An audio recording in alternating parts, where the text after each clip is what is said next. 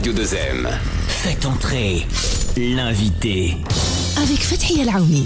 Bonjour et bienvenue dans ce nouveau numéro de Faites entrer l'invité. Aujourd'hui, nous allons parler de sport, de football, d'enjeux, mais aussi et surtout du rôle des médias. La semaine dernière s'est tenue à Marrakech, l'Amman, la 33e Assemblée générale de l'Alliance des agences de presse méditerranéennes, un événement organisé par la MAP. De nombreux responsables, les principales agences de presse du pourtour de la Méditerranée étaient présents et parmi eux, un membre du comité exécutif de la FAPA. On va vous dire dans un instant de quoi il s'agit. C'est mon invité du jour, le directeur général de l'agence de presse sénégalaise, l'APS, Momar Diang. Bonjour. Bonjour madame. Juste une précision. Membre, vous êtes venu en tant que membre de la FAPA. Vous pouvez nous rappeler ce qu'est la FAPA ? Oui, la FAPA, c'est la Fédération des agences de presse de l'Atlantique. Dont M. Fouad Arif, directeur général de la MAP, est le président. Et moi, je suis là en tant que membre du comité exécutif de la FAPA et donc en tant qu'observateur à cette 33e édition de l'Assemblée générale de la MAP. Alors, la thématique était autour du sport. Le Maroc s'apprête à accueillir le monde entier avec la Coupe du Monde, mais aussi dans quelques mois la CAN. Vous avez tenu à saluer haut et fort le choix du Maroc pour la Coupe du Monde. Oui, madame, parce que moi, je considère que le mondial de football n'a jamais porté aussi bien son nom qu'avec le choix du Maroc comme organisateur.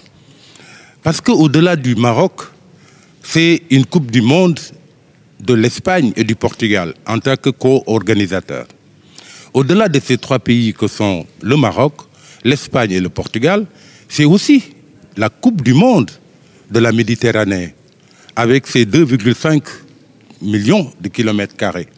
Au-delà de la Méditerranée, c'est aussi la Coupe du Monde de 3 continents, en l'occurrence l'Europe et l'Europe du Sud précisément, avec des pays comme la France, l'Italie, l'Espagne, la Croatie, Chypre, Grèce, mais c'est aussi l'Asie de l'Ouest, avec tout le Proche-Orient, tout le pourtour du Proche-Orient, mais c'est également l'Afrique, à travers le Maroc. Vous voyez donc que c'est une co-organisation qui est d'une dimension beaucoup plus grande que la co-organisation qui a eu lieu en 2002 avec Corée et Japon. Parce que non seulement c'était 2 pays d'un même continent, à savoir l'Asie, et qui plus est 2 pays limitrophes. Mais cette fois-ci, c'est à l'échelle de la Méditerranée, c'est à l'échelle de 3 continents que polarise la Méditerranée où se tiendra la Coupe du Monde en 2030. Vous voyez toute la symbolique que représente cette Coupe du Monde ?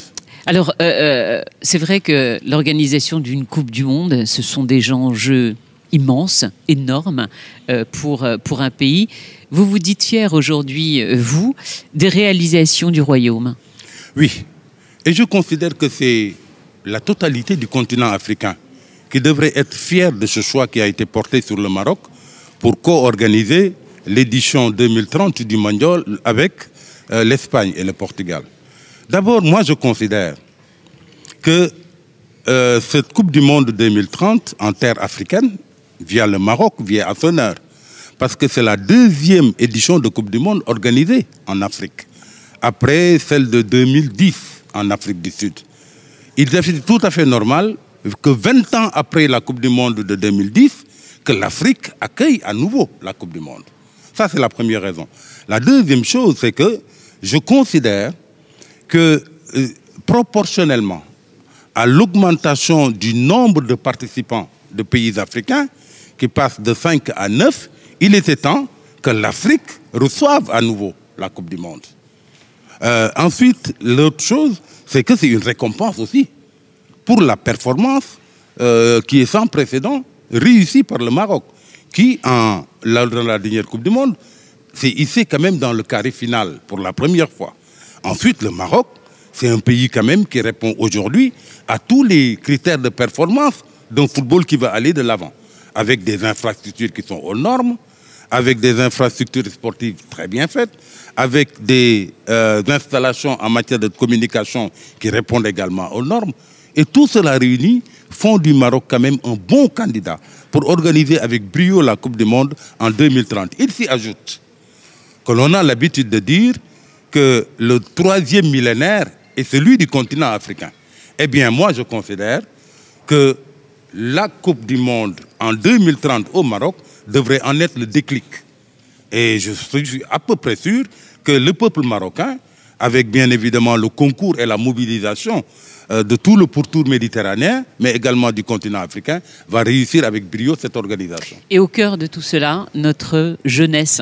Oui. Nous sommes le continent avec la jeunesse la plus importante au monde. Une vision de Sa Majesté le Roi, c'est justement de porter cette jeunesse, la former, lui donner la chance pour les jeunes de devenir peut-être les footballeurs de demain, grâce notamment à l'Académie Mohamed VI de football. Aujourd'hui, le Maroc s'est donné le moyen, au plan sportif de façon générale, mais au plan footballistique en particulier, d'aller de l'avant. Et la semaine dernière, à l'occasion de la 3e Assemblée générale de l'ANAM, il y a quand même que parmi les panélistes, il y avait le sélectionneur national Regragui. Et j'ai été très sensible à une partie de son message. Il a dit que c'est vrai, le Maroc devrait se battre pour gagner le pari de l'organisation et de la participation.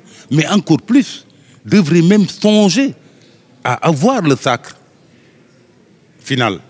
Et je crois qu'aujourd'hui, c'est dans les cordes du Maroc. Quand au Qatar, le Maroc a été capable de se hisser parmi les 4 premiers pays, organiser la Coupe du Monde à domicile offre une opportunité extraordinaire à ce grand pays de football maintenant qu'est le Maroc, surtout avec l'apport de ces footballeurs de la diaspora. Et pas plus tard qu'il y a quelques semaines, le Maroc a également réussi à avoir la Coupe d'Afrique des 17 ans. Ces 17 ans-là, U17, en 2030, c'est eux qui vont intégrer l'équipe A. Vous voyez combien le Maroc dispose aujourd'hui d'un creuset de jeunes footballeurs, aussi bien au plan local qu'à l'international, pour pouvoir constituer un groupe de performance, surtout avec maintenant la culture de la gagne. Vous étiez où lors de la Coupe du Monde ? Et c'est vrai, parce que vous avez raison, c'était tout le continent qui a porté le Maroc. Vous étiez où? Vous l'avez suivi? J'étais au Sénégal, où il y a une forte communauté marocaine. Et on a jubilé, on s'est extasié devant les performances quand même du Maroc. Et parce que, une à une, les sélections africaines ont été éliminées, jusqu'à ce qu'il ne reste que le Maroc en demi-finale. Vous comprenez donc que c'est tout le cœur du continent africain qui battait et qui accompagnait les foulées de l'équipe marocaine. Et donc, c'est le Maroc qui, à travers son équipe nationale, nous a procuré quand même de réels plaisirs. Et pour la première fois, cette barre fatidique des demi-finales a été franchie par l'Afrique. Et vous imaginez un peu ce que ça a donné comme joie. Ah oui, puis même si on n'était pas amateur de football, ça embarquait absolument tout le monde, femmes, hommes, tout le monde, qu'on aime le foot ou pas. Vous êtes le directeur général de l'agence de presse sénégalaise, je le disais. Quel est selon vous notre rôle à nous, notre rôle de médias? Alors, en perspective de cet événement qu'on va vivre en 2030, moi je considère que le rôle des agences de presse particulièrement est central. Le rôle des médias d'une façon générale. Pourquoi? C'est parce qu'aujourd'hui nous sommes en face d'un danger, d'un fléau qu'il faudra forcément juguler. C'est-à-dire avec la propagation des réseaux sociaux et la vitesse grand V à laquelle circulent des informations. Si c'est des fake news, vous voyez tout le mal que ça peut faire. Donc nous, agences de presse, qui avons une information fiable, nous sommes d'abord les premiers partenaires des pouvoirs publics. Parce que nous avons l'information officielle, la bonne information. Pour rétablir la bonne information. Pour rétablir la bonne information. La deuxième chose, c'est que l'organisation d'une manifestation sportive comme la Coupe du Monde, c'est beaucoup d'organisations, d'organismes qui œuvrent là-dedans. Et nous sommes appelés à être les partenaires aussi de ces organismes pour véhiculer la bonne information. Ensuite, nous avons une information et la bonne à livrer au grand public. Et comme déjà, le football charrie beaucoup de passion. Si on y ajoute une bonne dose de mauvaises informations, vous voyez un peu l'effet désastreux que ça peut avoir. Raison pour laquelle nous sommes tenus également de gérer cet aspect-là. Mais nous avons également un message à porter, à véhiculer et à faire circuler auprès des acteurs eux-mêmes pour que le sport soit un facteur de fraternisation, un facteur de rapprochement des peuples. Et c'est tout le rôle qui est attendu des médias pour accompagner un événement de cette nature. Alors comment on peut y parvenir? Mettre en place de véritables synergies entre justement l'ensemble des médias africains, et si oui, de quelle manière on peut le faire? Mais on a commencé par le faire avec des organismes comme la FAPA, qui réunit les agences de presse de l'Atlantique. Il y en a aussi avec la 3e Assemblée générale de l'ANAM, le même esprit, où des agences de presse, services publics d'information, se regroupent entre eux, partagent des informations et font face. Et utilisent également les moyens qui sont à leur disposition. C'est-à-dire que vous vous appelez entre vous pour vérifier une info, pour échanger. En vous appelant, en disant cette info elle est vraie, elle est fausse. Maintenant, le résultat c'est quoi? Le résultat c'est que non seulement nous avons une réponse ensemble plus adéquate au phénomène des réseaux sociaux et de la mauvaise information qui circule, les fake news, premièrement. Et deuxièmement, nous avons une communication mieux harmonisée entre agences. Vous voyez un peu l'effet que ça peut faire dans la bonne circulation de l'information et dans les messages positifs qu'il faut savoir véhiculer pour accompagner ce type de manifestation comme la Coupe du Monde en 2030. Alors, il y a une tradition dans cette émission et dans ce fait entrer l'invité pour le clôturer. Je vais vous demander de regarder la caméra qui est là et d'adresser le message que vous souhaitez à l'ensemble des auditeurs marocains. Je devrais rappeler à tous les Marocains d'abord qu'il y a une longue tradition de cohabitation et de vivre ensemble au Maroc. Ça, c'est la première chose. Et la Coupe du Monde devrait être l'occasion de cultiver cela. La deuxième chose, c'est que le Maroc a toujours été un pont entre l'Afrique et l'Europe. Je vous rappelle la fameuse métaphore du roi Hassan II, et qui a eu à dire que le Maroc était un arbre qui plonge ses racines en Afrique et qui respire par ses feuilles en Europe. Ça veut dire quoi? Ça veut dire que le Maroc a toujours été un pont, un pays multiculturel.